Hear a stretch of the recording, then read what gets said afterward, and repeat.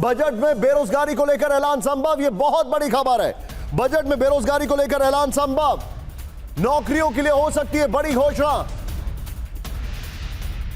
क्योंकि एक इंटरेस्टिंग बात आपको बताना जरूरी है, 2030 तक हर साल करीब 78 लाख नौकरी गैर कृषि सेक्टर में सृजित करना जरूरी है। यह इकोनॉमिक सर्वे ने कहा है, यह इकोनॉमिक सर्वे ने कहा है कि यह जरूरी है। 78 lakh, that's a big number. Gaurav, बिल्कुल, और इकोनॉमिक सर्वे में जॉब्स को लेकर जो कहा गया है उसमें यह लगता है कि आगे चैलेंजेस अभी खत्म नहीं होने वाले, और वही देखना है कि बजट में क्या वो टास्क सरकार सही से निभा पाएगी, क्या रोजगार और नौकरियों के मौके एक बार फिर से पैदा होंगे। आइए जल्दी से इस बारे में आपको हमारा रिसर्च दिखाते हैं। बजट में बेरोजगारी के खात्मे को लेकर भी कदम उठाए जा सकते हैं। भारत में बेरोजगारी दर इकोनॉमिक सर्वे के मुताबिक कम रही है। साल 2010 में बेरोजगारी दर 5.5% थी, जो 2015 में 5.44% रही, लेकिन अगले 5 साल में यानी 2020 में बेरोजगारी का यह आंकड़ा बढ़कर 8% गया।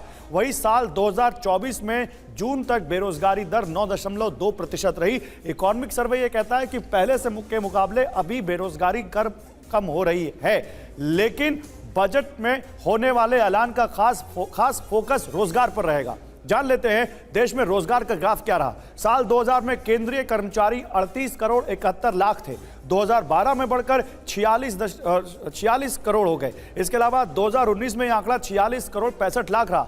हालांकि 2022 में केंद्रीय कर्मचारियों का आंकड़ा 54 करोड़ 45 लाख दर्ज किया गया।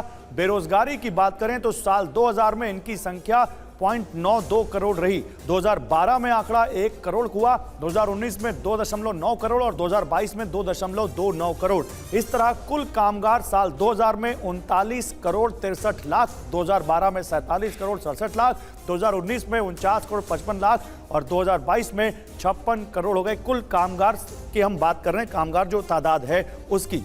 गौरव, ये जो एक है, गौरव मैं चाहूंगा आप ज्वाइन करें मुझे। सर एक बार अपना नाम हमारे दर्शकों को प्लीज फिर से बताएं। सीए जयेंद्र मल्होत्रा।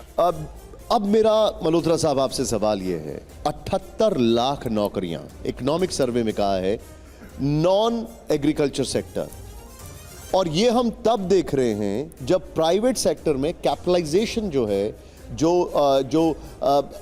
जो है एआई का पेनिट्रेशन जो ये बढ़ रहा है, कैसे होगा? सर आपको थोड़ा सा रोकूंगा, पार्डन मी। गजेंद्र सिंह शेखावत की अभी यहां पर रिएक्शन आ रहा है। चीजें ऐसे आते रहेंगे, सो बी प्रिपेयर्ड। हमारे जितने भी दर्शक हैं, योर टेक सर। निशांत, बहुत बड़ा स्टेटमेंट आपने बोला है, और आई थिंक बजट में ये बहुत बड़ा एक मुद्दा रहेगा। प्राइवेट जो एक्सपेंशन या कैपेक्स की बात कर रहे हैं, क्या वो जो पिछले साल हुआ था वो इस साल हो पाएगा? अगर होता है तो। मैं ये सवाल आपसे इसलिए पूछ रहा हूं, और मुझे इस सवाल का जवाब सरकार की तरफ से इसलिए ज्यादा लग रहा है क्योंकि इस बार बेरोजगारी एक मुद्दा था जिससे इलेक्शन में इनको नुकसान पहुंचा। एब्सोल्युटली निशांत, आप एक तरफ बेरोजगारी कम करने की बात करें, दूसरी तरफ आप तुरंत उसके बाद गौरव बोलते हैं फिजिकल डेफिसिट को देखिए सर, 5.1 आ रहा है, 5.2 आ रहा है, इसको 4.9। गौरव, आप दोनों चीजें मिक्स क्या करेंगे कैसे? गौरव, सिटी बैंक के सर्वे को भले ही हम लोग मना कर दें सरकार की तरफ से, लेकिन उन्होंने अपना सर्वे दे दिया, लेकिन ग्राउंड रियलिटी बहुत कुछ कह रही है। ग्राउंड रियलिटी तो मैंने जाके देखी, वहां पर मुद्दा था, वहां पर एक बहुत बड़ा मुद्दा बेरोजगारी था, बहुत बड़ा मुद्दा जॉब था, ओपीएस को लेकर भी बड़ी बात कही गई, लोग पेंशन मांग रहे हैं। आपको लगता है एनपीएस में ओपीएस का कोई फीचर सरकार ऐड करेगी? कर्मचारियों की हम बात कर रहे हैं उनके लिए। देखिए, मैं पहले बेरोजगारी पे बात करूंगा कि ओपीएस के पहले बेरोजगारी में अगर हम चाइना की बात करें, अमेरिका की बात करें, तो हम गवर्नमेंट सेक्टर के रोजगार की बात करते हैं, प्राइवेट सेक्टर के रोजगार की बात करते हैं। हम भारत में जो बजट है, पहले हम बजट बात करते थे कि आम बजट अलग होगा, रेल बजट अलग होगा, अब सारा बजट एक ही जगह है। तो ये बेरोजगारी का मुद्दा पहले भी था और आज भी है। हाँ, थोड़ा सा फासला हुआ है। और अगर आप ओपीएस की बात करते हैं और पेंशन की बात करते हैं, तो इसको आप बेरोजगारी के मुद्दे से ना जोड़िए, क्योंकि हमारे यहाँ पे स्किल्स का प्रॉब्लम है। हम चाहते हैं सब कुछ सरकार करे, सरकार सब कुछ नहीं करेगी, करना हमें पड़ेगा। एग्जैक्टली। कल को जो इकोनॉमिक सर्वे आया गौरव, उसमें सबसे अलार्मिंग बात यह है, अराउंड 50%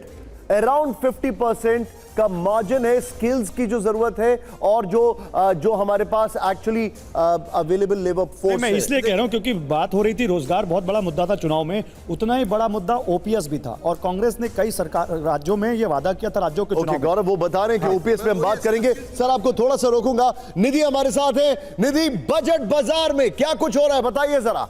बिल्कुल निशांत और गौरव, बड़ी बात जो आप कह रहे हैं रोजगार को लेकर, क्योंकि इकोनॉमिक सर्वे में ये कहा सरकार को वर्कफोर्स बढ़ाने की जरूरत है और 75 लाख नौकरियां होनी चाहिए। तो इसीलिए सरकार युद्ध स्तर पर काम कर रही है। डॉक्टर आलोक पुराणिक जी हमारे साथ हैं, इकोनॉमिस्ट। हमारे साथ डॉक्टर नवनीत भी हैं जो कि कंज्यूमर एक्सपर्ट है। सबसे पहले आलोक सर, मैं आपके पास आ रही हूँ, कैसे होगा ग्राउंड जीरो पर नौकरियां कैसे बढ़ेंगी? देखिए निधि जी, इस इकोनॉमी की बेसिक प्रॉब्लम रोजगार नहीं है, क्वालिटी रोजगार है। रोजगार हर एक के पास अवेलेबल है। 15,000 रुपए का डिलीवरी बॉय, डिलीवरी गर्ल बनना है, वो आज इजीली अवेलेबल है, पर ये गुणवत्ता वाली नौकरी नहीं है। गुणवत्ता वाली नौकरी कब आएगी? जब आप फैक्ट्री हो, आपके पास बड़े ऑफिसेज हों। उसके लिए एक बहुत बड़ी समस्या ये, एक तरफ तो यहाँ है कि रोजगार नहीं है, कंपनियां रोती हैं कि हमारे पास स्किल सेट वाले बंदे नहीं हैं, तो कहीं ना कहीं एक प्रॉब्लम जुड़ती है कि हम पढ़ा क्या रहे हैं अपने बच्चों को। तो एक तो वहाँ चेंजेस के साथ साथ दूसरी बात ये कि एक नॉर्थ इंडिया में खास तौर पर कंसेप्ट है कि नौकरी का मतलब परमानेंट सरकारी नौकरी, परमानेंट सरकारी नौकरी। परमानेंट सरकारी नौकरी अब नहीं आनी, ये पक्की बात है। सरकार इसको माने या ना माने, घोषणा करे या ना करे, बहुत साफ दिखाई पड़ रहा है कि सरकारी नौकरियां नहीं आनी। अब सरकारी नौकरी के बजाय अच्छी नौकरियां आनी प्राइवेट सेक्टर से। उसके लिए जो एजुकेशन स्किल सेट है, नंबर 1, उस पर काम करने की जरूरत है। दूसरा, ये बहुत साफ समझना चाहिए कि नौकरी के अलावा अपने एम्प्लॉयमेंट के बारे में अब गंभीरता से उत्तर भारत में विचार करना बहुत ज़रूरी है, जिस पे साउथ में बहुत अच्छा विचार हो रहा है, हमारे यहाँ विचार नहीं हो रहा। नौकरी 80 लाख, 1 करोड़, 2 करोड़, जो आंकड़े दिखाना चाहे आप दिखा सकते हैं, पर उसमें कितनी गुणवत्ता वाली नौकरी है, मुझे लगता है कि ये बड़ा चुनौतीपूर्ण कार्य है। इस पे वाकई कार्य करना पड़ेगा। इस एजुकेशन सेट से मुझे नहीं लगता कि गुणवत्ता वाली ऐसा नहीं है।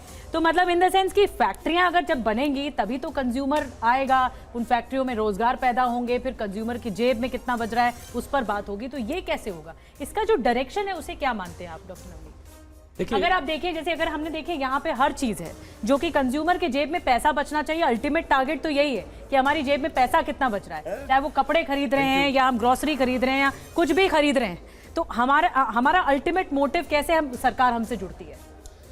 इसके लिए कुछ चीज़ों को हमें बहुत साफ तौर पे समझना होगा कि कंज्यूमर कैसे बनता है। कंज्यूमर बनता है इनकम से। जब इनकम है तो कंज्यूमर है, एंड इनकम है एम्प्लॉयमेंट। सो देयरफॉर हमें एम्प्लॉयमेंट और कंज्यूमर के बीच का जो नेक्सस है वो समझना पड़ेगा। जब हम एम्प्लॉयमेंट की बात कर रहे हैं तो वहाँ पे 3 विषय हैं। पहली बात, एम्प्लॉयमेंट जनरेट कैसे होगा, उसके लिए हमें 2 या 2 से अधिक सेक्टर्स के बीच में चुनाव की आवश्यकता नहीं है। हमें मैन्युफैक्चरिंग भी चाहिए, हमें सर्विसेज भी चाहिए, हमें स्टार्टअप भी चाहिए, हमें माइक्रो एंड स्मॉल एंटरप्राइज भी चाहिए। सो पहली बात हमें ये समझने की आवश्यकता है कि हमें इसके बीच में चुनाव के बजाय हर क्षेत्र पे ज़रूरत देने की, ध्यान देने की आवश्यकता है। हर चीज़ पे पॉलिसी एनवायरनमेंट कंड्यूसिव चाहिए ताकि रियल प्रोग्रेस इन सारे विषयों पे हो सके, नौकरियां वहां से निकलेंगी। दूसरा तो बड़ी बात आपने कही कि ये पूरा सिंक्रोनाइज होना चाहिए। निशांत, यहाँ से एक बड़ी बात निकल गई, रोजगार तब पैदा होंगे जब रोजगार की मंशा होगी और उसी को लेकर डिसीजंस होंगे, और डिसीजंस की बारी आती है तो बजट पर निगाहें होती है।